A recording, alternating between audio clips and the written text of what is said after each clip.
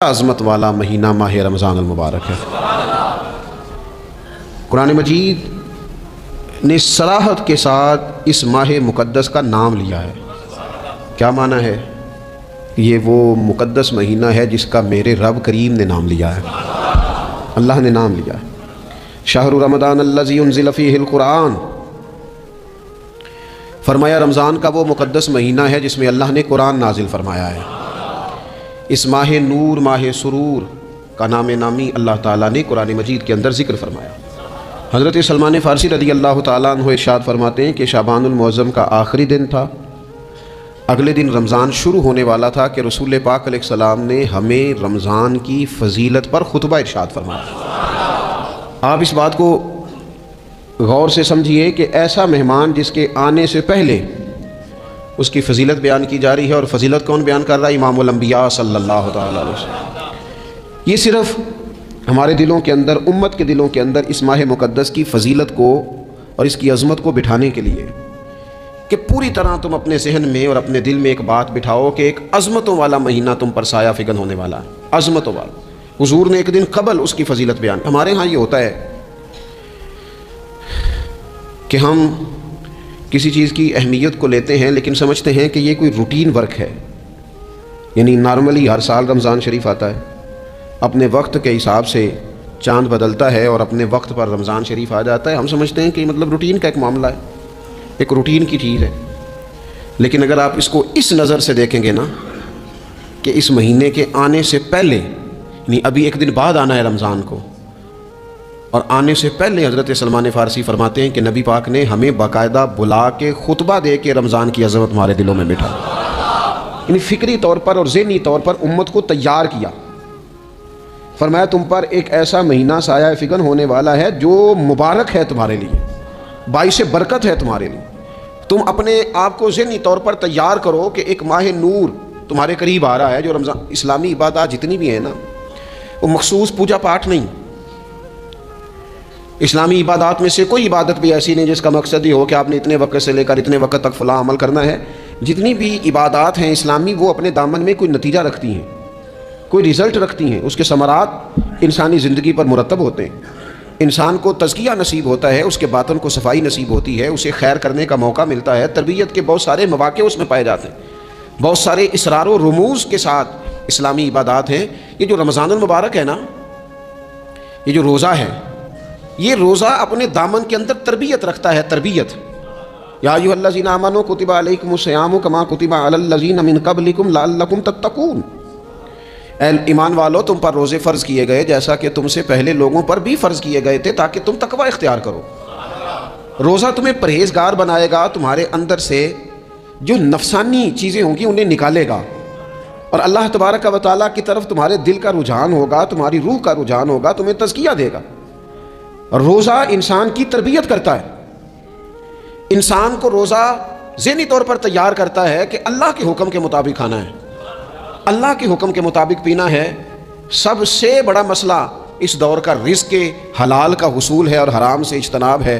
تو روزہ ہمیں یہ سبق پڑھاتا ہے کہ ہم وہی کھائیں گے اور اسی وقت کھائیں گے جو کھانے کا ہمیں ہمارے رب نے حکم ارشاد فرمایا ہے، اور جسے اللہ رسول منع کر دیں گے جتنی مرضی چمک دمک اپنے دامن میں رکھے، جتنی مرضی، لیکن ہم وہی لیں گے جو ہمارے لیے جائز ہے۔ آپ غور فرمائیے، روزہ لعلکم تتقون، روزہ تمہیں پرہیزگار کرتا ہے۔ بہت سارے لوگ ایک بات کرتے ہیں کہ عادتیں نہیں بدلی جاتی۔ یار کوشش کرتا ہوں لیکن میری عادت نہیں تبدیل ہوتی۔ میں آپ کو ایک رائے دینے لگا ہوں، مشورہ دینے لگا ہوں، میں آپ سے یہ عرض کرنے لگا ہوں کہ موقع آیا ہے رمضان شریف کا۔ رمضان میں نا بندہ روٹین میں اپنی عادتیں بدلتا ہے۔ کسی کو سویرے 7 بجے کھانے کی عادت ہے، کسی کو 9 بجے کھانے کی عادت ہے، کوئی صبح ناشتہ نہیں کرتا، دوپہر میں ہی کھاتا ہے۔ لیکن رمضان آیا تو عادت بدل گئی، 7 بجے والا بھی نہیں کھا رہا، 9 بجے والا بھی نہیں کھا رہا، دوپہر والا بھی نہیں کھا رہا، سارے سحری میں کھا رہے ہیں۔ عادت بدل گئی، بالکل طبیعت بدل گئی، روٹین چینج ہو گئی۔ کوئی اٹھ رہا تھا صبح فجر میں، اللہ کی توفیق سے اللہ تعالیٰ معاف فرمائے تو کچھ ایسے بھی تھے جو 9-10 بجے اٹھ رہے تھے، کچھ الحمدللہ فجر پڑھ کے چلو کسی وجہ سے پھر سو گئے، 10-11 بجے اٹھ رہے تھے، روٹین بدلی ہوئی تھی۔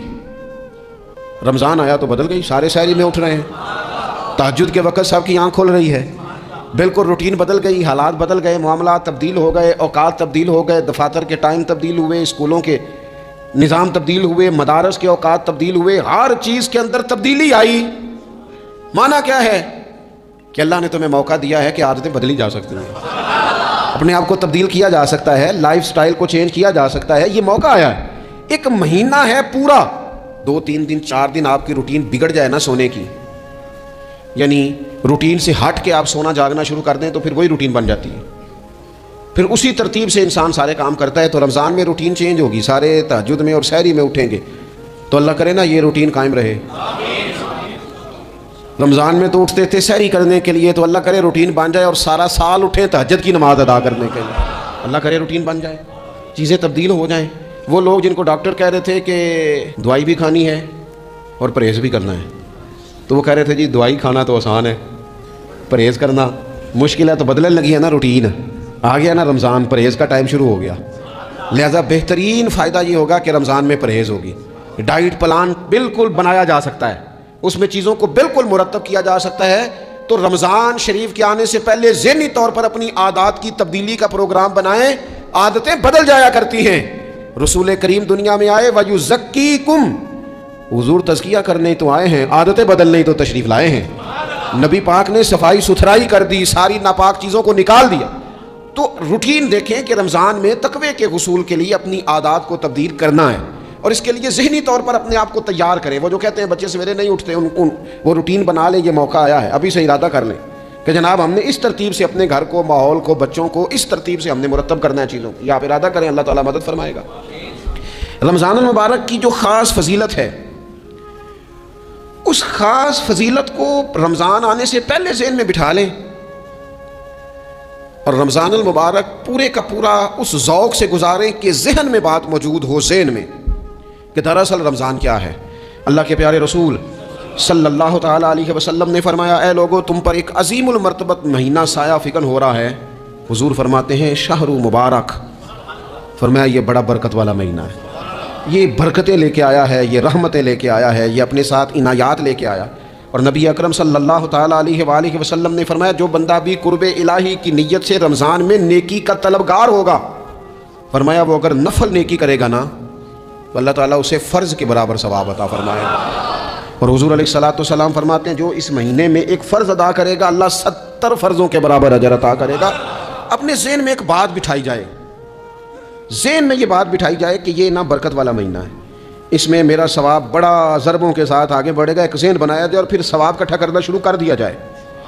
پھر وہ ترتیب بنا لی جائے، کاروباری نہیں، روحانی ترتیب، کاروباری نہیں، یعنی نئے سے نئے سٹال نہ تیار کیے جائیں، مہنگائی کیسے کرنی ہے اور کس طرح کر کے کن چیزوں کی آج کل مانگ ہوگی، کس ترتیب سے سودا پہلے ہی خریدنا ہے، مہنگا کیسے کرنا ہے، اللہ معاف کرے مصنوعی قلت کیسے پیدا کرنی ہے، کمائی کیسے کرنی ہے۔ رمضان کے اندر جناب لوگ ساری ترتیب لگا کے، ساری، میرے ایک دوست ہیں میڈیکل کے شعبے سے وابستہ ہیں، تو مجھے کہنے لگے کہ ڈاکٹر بھی اپنی روٹین بدلتے ہیں اور معدے والی ساری دوائیاں بھی اکٹھی کر لیتے ہیں کیونکہ رمضان آنے والا ہے، یہ زیادہ لوگ استعمال کریں گے۔ وہ ماحول نہ پیدا کریں کہ ہر چیز دنیا داری ہو جائے، ہر چیز دنیا داری نہیں، ہر چیز کو ایک نیا روپ دے دیا جائے اور نیا سے نیا مال کمانے کا سلیقہ بنایا جائے۔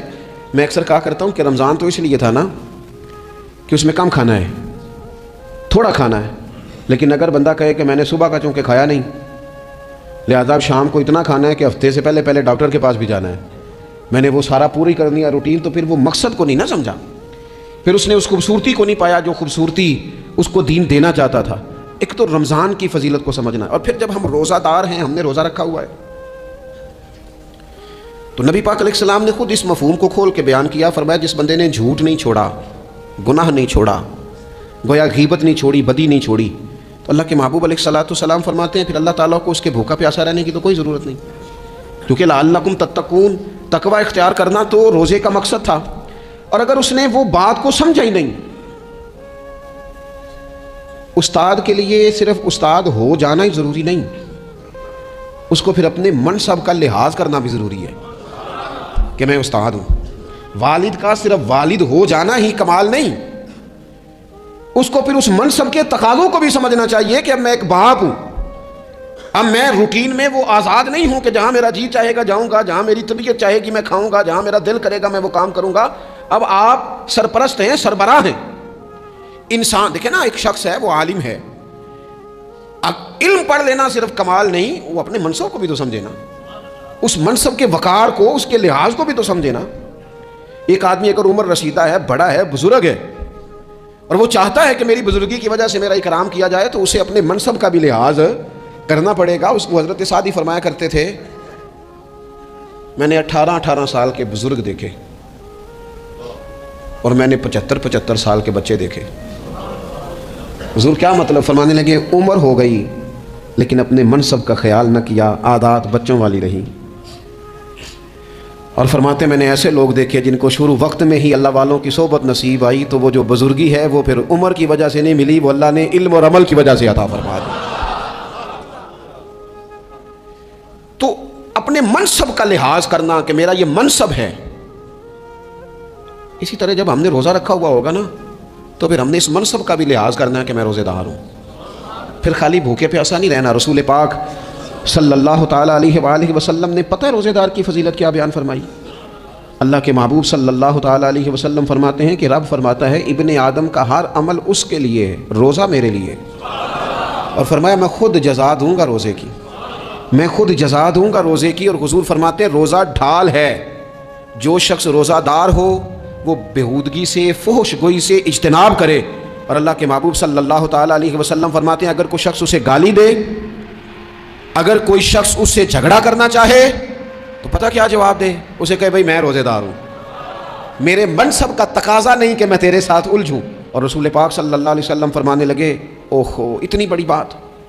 حضور فرمانے لگے، یہ صحیح مسلم کے لفظ ہیں، کریم محبوب فرمانے لگے مجھے اس رب کی عزت کی قسم جس کے قبضے میں محمد عربی صلی اللہ علیہ وسلم کی جان ہے۔ حضور فرماتے ہیں روزہ دار کے منہ کی خوشبو اللہ تعالیٰ کے نزدیک قیامت کے دن مشک کی خوشبو سے بھی زیادہ وقت والی ہوگی۔ اس کے منہ سے جو خوشبو آتی ہے قیامت میں مشک پیچھے رہ جائے گا، اور رب کی بارگاہ میں صرف روزہ دار کے منہ سے۔ اگر تیرے منہ کی خوشبو رب کو اتنی پسند ہے تو تجھے بھی تو اپنے منصب کا خیال ہونا چاہیے کہ میں نے روزہ رکھا ہوا ہے، میں روزہ دار ہوں۔ اور میرے نبی پاک علیہ السلام کے یہ دو لفظ ہیں نا، وہ صوفیاء ہیں نا، اللہ کے نیک بندے جو ساری زندگی تڑپتے رہے کہ کبھی یہ حقیقت منتظر نظر آنا لباس مجاز میں، کبھی مالک ایک دفعہ کبھی تیرا جلوہ ملے، کبھی یہ حقیقت منتظر نظر آنا لباس مجاز میں، لاکھوں سجدے تڑپ رہے ہیں میری جبین نیاز میں۔